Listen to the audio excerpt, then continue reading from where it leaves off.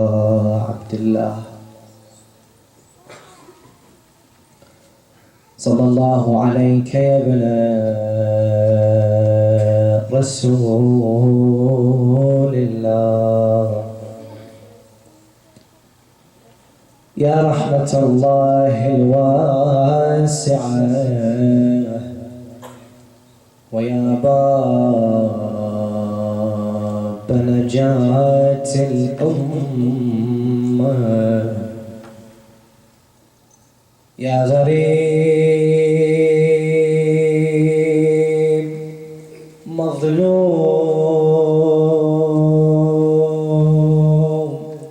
كربلاء ما خاب من تمسك بكم وأمن من لجأ إليكم يا ليتنا كنا معكم سادتي فنفوز فوزا عظيما. My eyes gaze upon your face, and your features they retrace. And if I forgot your beauty, and if I forgot your beauty, what memories would I embrace? Father,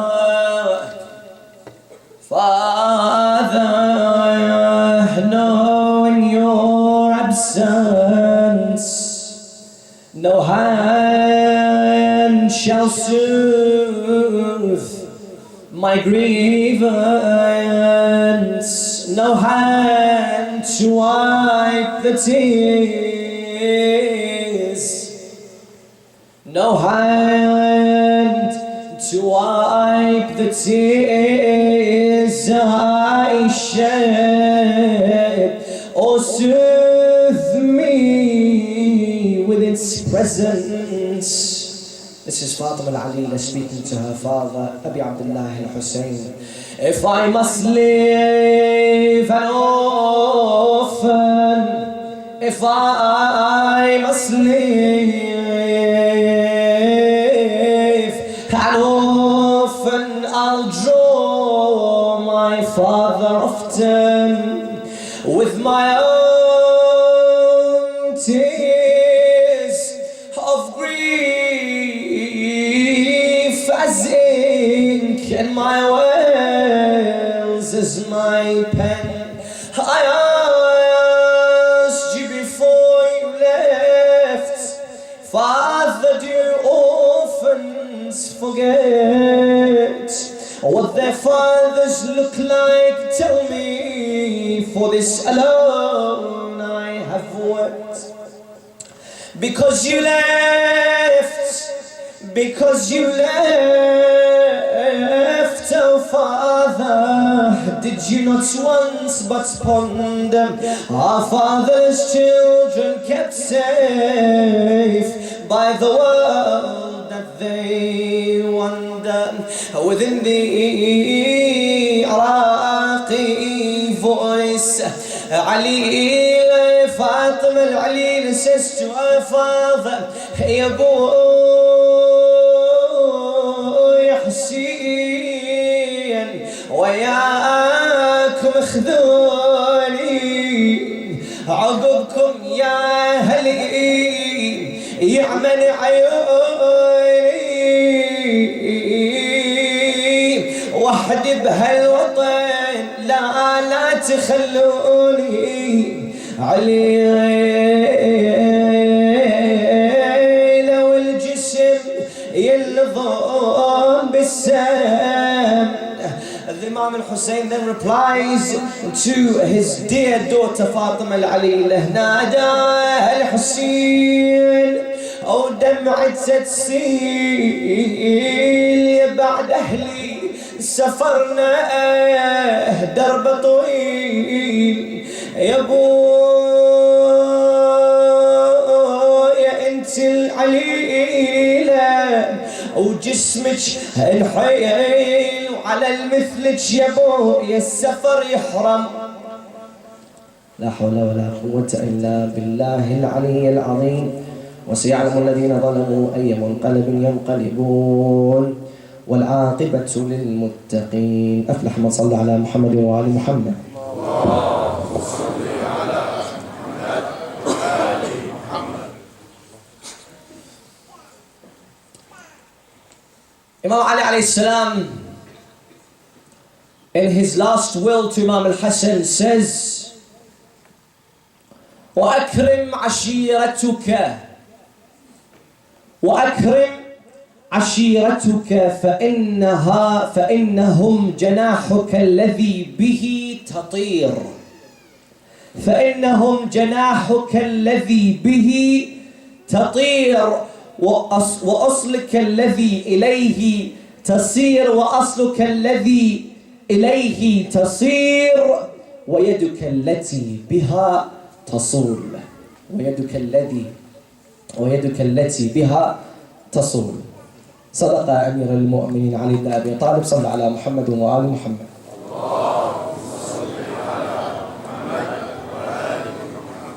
Every human being is born within a first environment. Every human being is born within a first environment. The first environment shapes the way they think and shapes their world view. It determines what they think. The first environment determines how they view the world and the way they think. What specifically shapes the worldview is the interactions and the experiences that they face when they are growing up, during child development or growth development, in the first or the infancy years. What determines how they think, what their beliefs are, what their opinions are, is what is experienced and interacted between the family system and the family structure within the first environment. Children, they grow up within a certain family structure. And that family structure is what they see to be normal. What do I mean? So for example, if there is a single parent who is looking after a child, who is looking after their son. Now that single parent and that child, when that child grows up, he thinks or he assumes or he realizes or he knows that single parents is normal. Because that's the only thing that he's seen.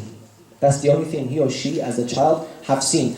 Only when they're exposed to programs outside of the home or to school that they find out there are differences within the family structures. It's not written down in law, or it's not basically what they believe in, that the family structure is made up of one single parent. It could be many structures. Now, what does Islam come and say about the family structure? And I want to talk about the family structure because I feel that it's one of the most important institutions that we have, number one, as Muslims, and number two, as humans. Living as humanity, living within communities and societies. You see, when we talk about communities and societies, we think of such big atmospheres, communities and societies. But little do we know that the success of that community or success of that society is determined by what? The family structure. Parents and siblings. Parents and children. Sallallahu Alaihi Wasallam.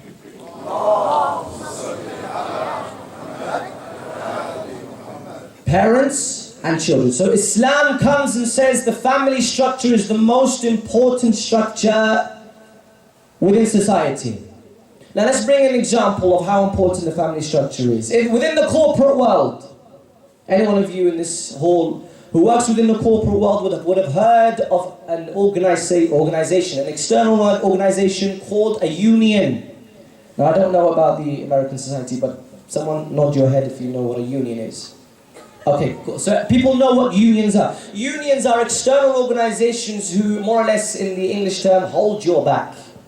So what they do is they fight for your rights within the employment atmosphere.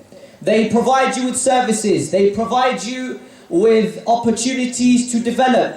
In essence, they hold your back and they become the foundation upon which you can develop. If there was no union societies, most of the corporate world would have taken advantage of employees, possibly given them low pay or treated them unwell. But because there are union societies, the union can then come and represent this individual, this employee who works within a certain field.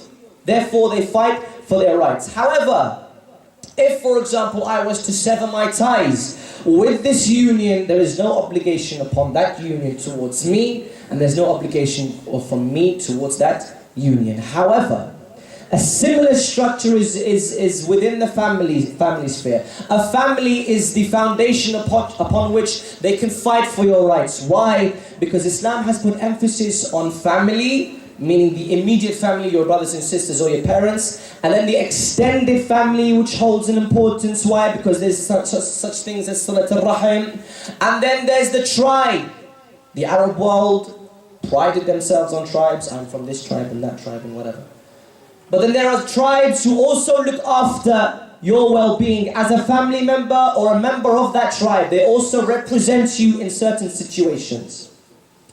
However, within this family structure, if you choose to sever your tie within this family structure, you can do so, but you still have obligations within the family. Not like the corporate world, not like unions. The thing which is lacking within a union, but is present within family structures, is affection, love, care, attention, consistency.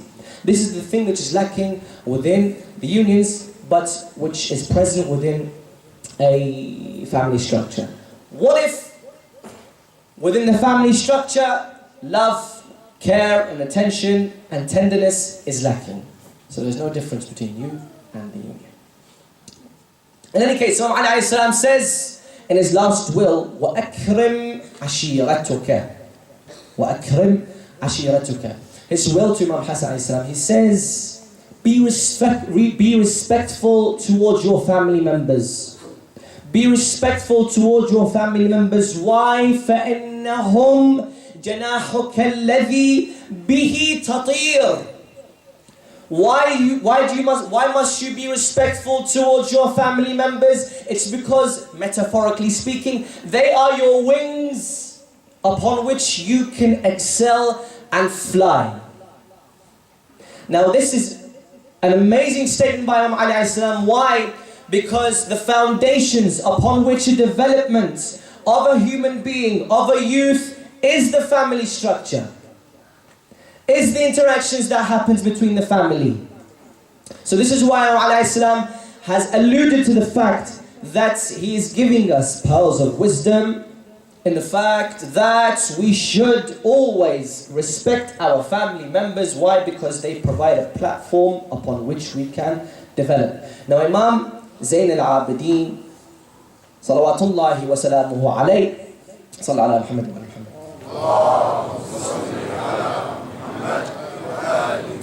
Imam Zayn al-Abidin has left millions of legacies and has left millions of lessons for us to take. Number one, his supplications. Number two, his treaty of rights. Now we as individuals must know our positions within even the family. What are my responsibilities towards my parents? What are my parents' responsibilities towards me? What do I have as a child as a right over my parents? And what rights do my parents have over me? He has left a legacy called the Treaty of Rights. And this treaty is described so eloquently within this poem. I've taught you that everything has a right. And everything is precious in Islam's sight. And now for my words, with my patience I fight. They laughed at my words. Set my treaty alight. They laughed at my book and they burned its pages, and now the head of my right a spear raises. I wrote them poetry. Answered me tragedy. I wrote them poetry. Answered me tragedy. Hussein, Hussein. I begin speaking of the rights of a child. I begin speaking of the rights of a child. You must advise him in his character mold and show him how he's a part of you in this world. If thirsty, don't let water from him be held. For, oh listener, I've seen children thirsty, the life from their eyes thirst had taken away. I told them, let them be. Answered me tragedy. Hussein, Hussein. The rights of a wife, the rights of a wife, all her care and effort. Allah gave you her, all her peace and comfort. I told this to Qasim, I told this to Qasim, upon that desert, care for she who heals your wounds when you're hurt. He looked at me and told me I understand. He looked at me and told me I understand. But tell her to cry tonight, by death I stand.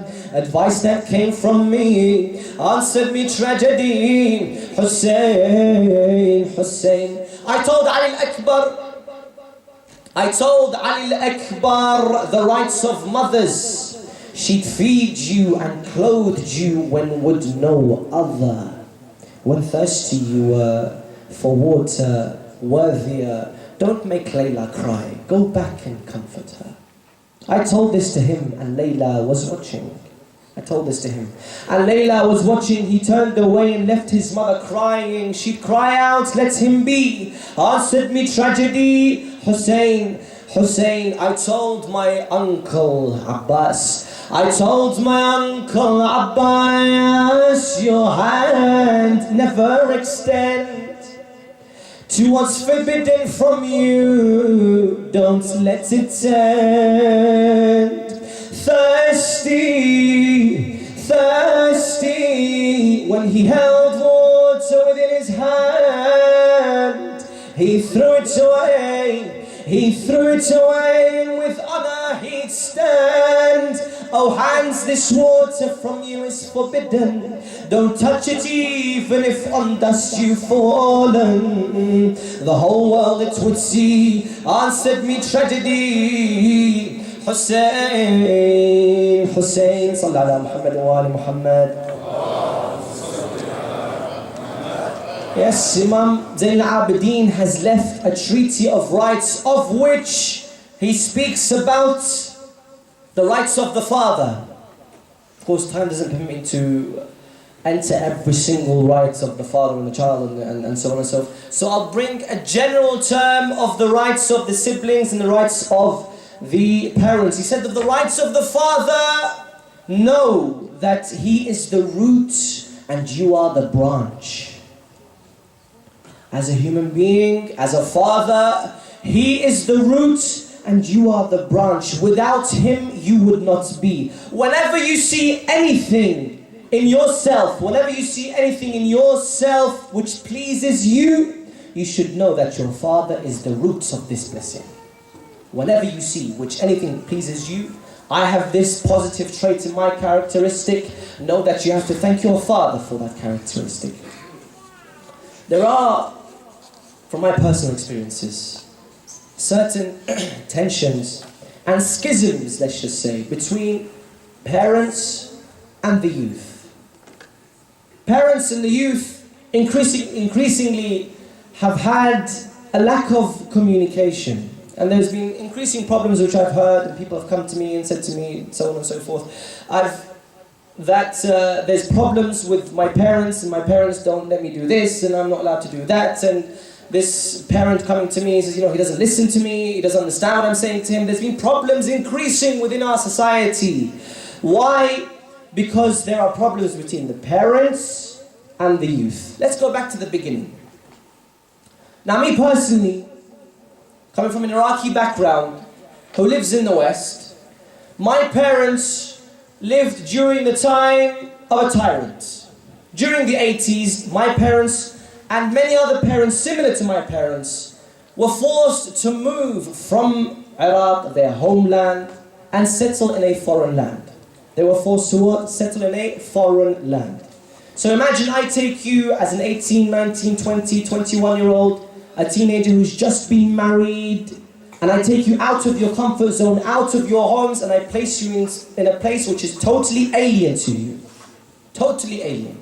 This is the situation that the parents had to face. Number one, they had to be uprooted from their comfort zone and their homes to live in different countries. That's number one. Number two, they could have stayed on the outskirts of Iraq. They could have stayed in Iran for quite a while. They could have stayed in Syria, and then choose to go back to, for example, Iraq. And I'm using Iraq as an example. They could have chosen to go back to Iraq if the situation settled. But they knew and they realized that the Middle East as a whole, during the 80s and the 90s, wasn't a place where you can rely on the development of your child. You didn't want your child to grow up in the Middle East during the 80s and 90s.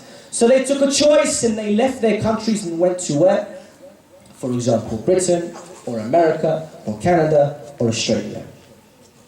Problems have arisen. Number one, there's a language barrier. A language barrier. So me, for example, my parents, if they come to London, they don't know English. Number one, there's a language barrier. Number two, there's a clash of cultures. Coming from an Iraqi culture into a British society, there's a lack of definition. They don't know what's going on with the culture and the society. They've grown up hijab and abaya 24/7. Suddenly there's hair everywhere. You understand? So this is a clash of the cultures that they had to face. That's number two. Number three, they had to be vigilant to safeguard, let's just say, the future of their children, because they saw that there's Western influences, and they were brought up, to be against these Western influences, and this is haram, this is halal, this is haram, this is halal. When they came into these countries, they were vigilant. So what did they do? They created a bubble. They created a safeguard, a safe haven, a comfort zone upon which they knew and they realized and they acknowledged that for them to safeguard the future of their children, they have to keep them within this bubble. Now what is this bubble? This bubble of Islam, of Shi'ism, of Arabic, of not letting them go outside to see what the public is like. But they failed to realize that the children would have to go to school. They would have to go to school. They would have to be exposed to external influences. That's three things which on the top of my head. Excuse me.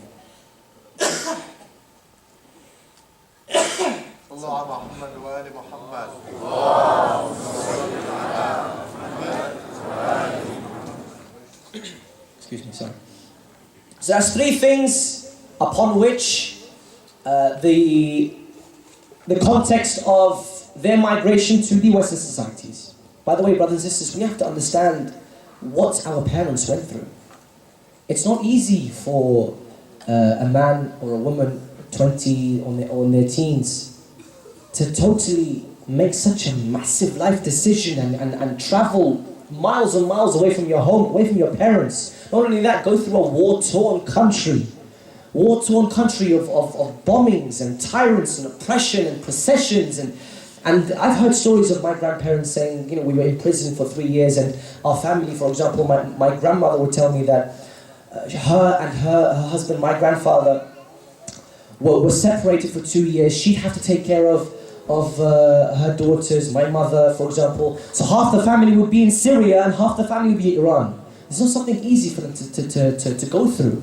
So we have to realize the extent of the persecution that our parents went through. And it would be so nice. It would be so nice if we could just sit with our parents just one day and say, Mum, what did you go through? I'd love to learn from your experiences. Or Dad, how was it back in the day when you were living in your home countries? I remember when my dad took me to Karbala one day, it was like he was a young boy again. 25 years after he left. I could see the youngness in his eyes. You know, he said, "Father, this is where I used to play marbles, and this is where I used to play, soccer, as you guys would say. This is the place where I used to go to school." 20, 30 years of his life, 22 years of his life, he'd spend in Karbala or in the city, and for him to be dragged away from that, it's not easy to cope with. It's really not easy to cope with. So understand the context upon which our parents have left their societies and come here. So, what is it we have to do then? So the mistake that happened here is the fact that the parents suffocated the children to be safeguarded within their bubble. The reason why they did that is because, like I said, parents do not want to see their children go astray. They don't want to see their children go from this path of Islam to another path. They've got this stereotypical view of Westerners as these drunk people who drink alcohol all the time, and they have illicit relationships, and they're half naked all the time. That's the stereotypical view that they have. And then if I, for example, want to go to school, if I just want to go outside with my friends and I'm going to a restaurant or I'm going to see a friend, my mum calls me at 9 p.m. Where are you? Who are you with? Who's Jafar? Who's Sadaf? Who's his mum? Where are you coming? These questions. Of course, we can understand why they do that, but they just have this stereotypical view that if you integrate within society, you've gone astray. If you integrate within society, you've gone astray. But that's not the case. And the problem is that we as youngsters haven't told them, haven't engaged in dialogue. We haven't told them of the problems that we face.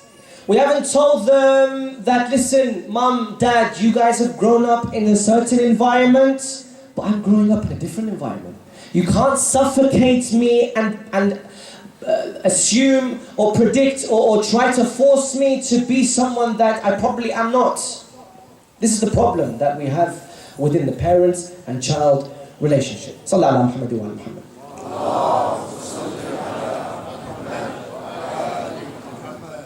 Therefore, it's the responsibility of the youngsters or the youth to engage in dialogue with the parents respectfully, and to tell them, parents, we would like to be model citizens.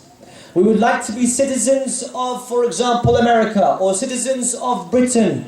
We want to integrate within society. Why? Because we can benefit within society. We can develop as human beings within this society and be able to reach our full potential by doing what? By being suffocated within this bubble of Islam and Shi'ism and whatever. No, I need to integrate, I need to find out, I need to seek knowledge from the universities, from the schools, from the libraries, from the TV, from media. That's the only way I can reach my full potential and make you proud. I can make you proud, but just leave me to find my own full potential. But of course, the responsibility of the father is to teach him the morals from a young age. Teach him about Islamic teachings from a young age. Teach him salah, teach him hijab, teach him fasting. But I say that the best thing, or the best way in which us as a community, we can teach our children is not to force it down their throats, but to provide a safe environment for them to grow. What do I mean by safe? Like, for example, may Allah bless this center, Islamic House of Wisdom. Why? Because they've provided opportunities for children or for the youth to do what? To come and to develop and to find out about their true potential. So in that case, Sallallahu Muhammad wa Muhammad.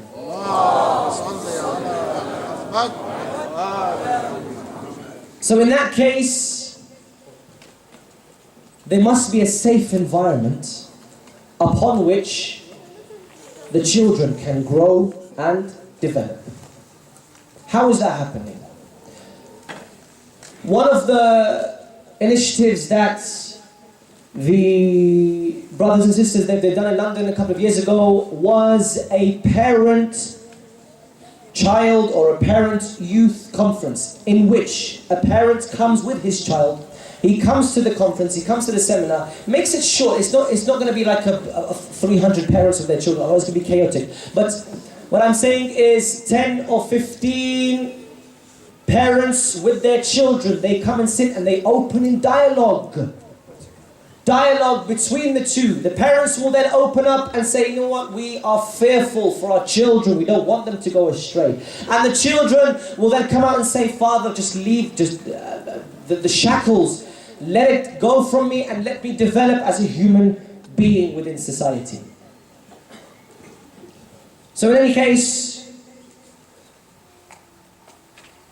one of the main responsibilities of the father towards the child is love and affection, especially from a young age. Love and affection.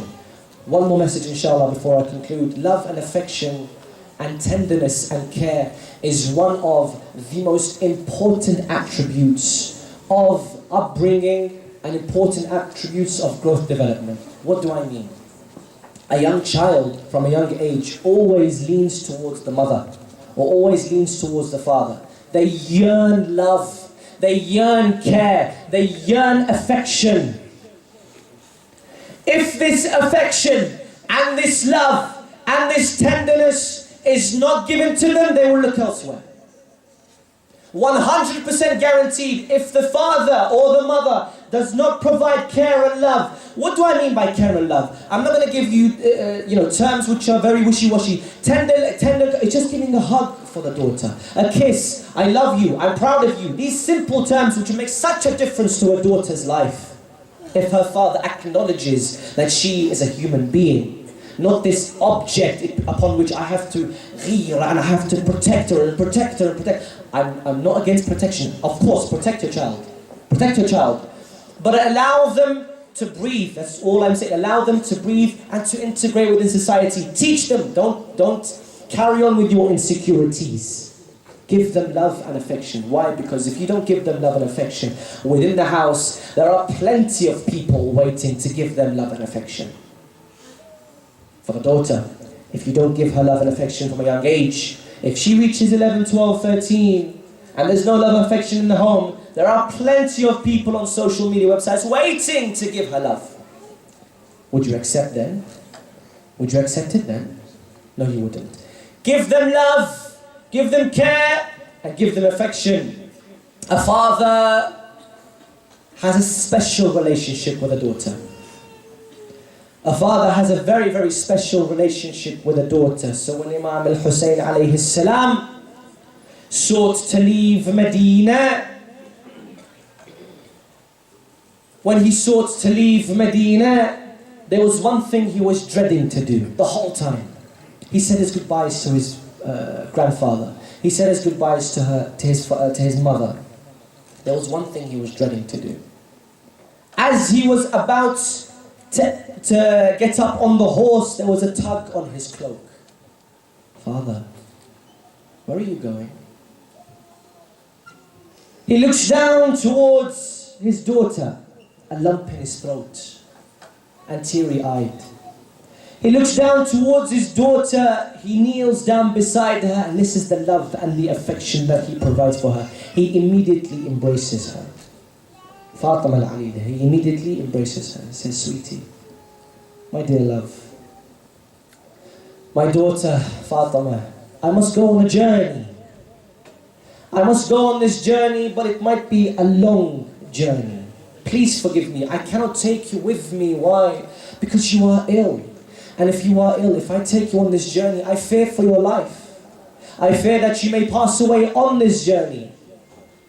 But the innocence of this young child and the innocence of children is, she says, did I do anything wrong? I see you've taken Tafil Radhiya. I see you've taken other people my age. Is there something which I did wrong? He says, no, my dear daughter. He says no to her.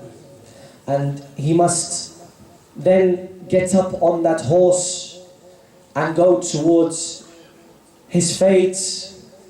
Fatima al-Alila, by the door, she is waiting. Or by the door, she cries and she cries for the return of her father.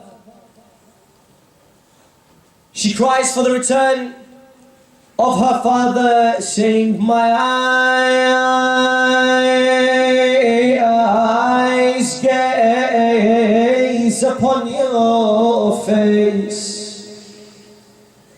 My eyes gaze upon your face and your features. Father, I've lost all patience. I can't live in your absence. You hear your daughter's heart's breaking, yet remain a distance. Father, my heart is breaking. Father, my soul is screaming. We were like one, and you left me. Your daughter's heart is aching for your daughter. Do you care of my grief? Are you aware? Can my name from your memory away so quickly you tear? Inna lillahi wa inna ilayhi raji'un. وسيعلم الذين ظلموا أي منقلب ينقلبون والعاقبة للمتقين. السلام عليك يا أبا عبد الله وعلى الأرواح التي حلت بفنائك. عليكم مني جميعا سلام الله أبدا ما بقيت وبقي الليل والنهار، ولا جعله الله آخر العهد مني لزيارتكم. السلام على الحسين وعلى علي بن الحسين وعلى أولاد الحسين وعلى أصحاب الحسين، خصوصا سيدي ومولاي أبي الفضل العباس واخته زينب جميعا ورحمة الله وبركاته. إلهي بمريض كربلاء زين العابدين يا رب عافي وشافي جميع المرضى على خص من أوصانا بالدعاء يا الله. إلهي وفقنا لمراضيك، جنبنا معاصيك، اجعل عواقب أمورنا خيرا يا الله. اللهم عجل لوليك الفرج واجعلنا من أنصاره وعوانه ومن الذابين عنه من المستشهدين بين يدي يا الله. إلى أرواح المؤمنين والمؤمنات وإلى أرواح خدمة الحسين نهدي لهم ثواب صورة المباركة الفاتحة، قبلها صلوات.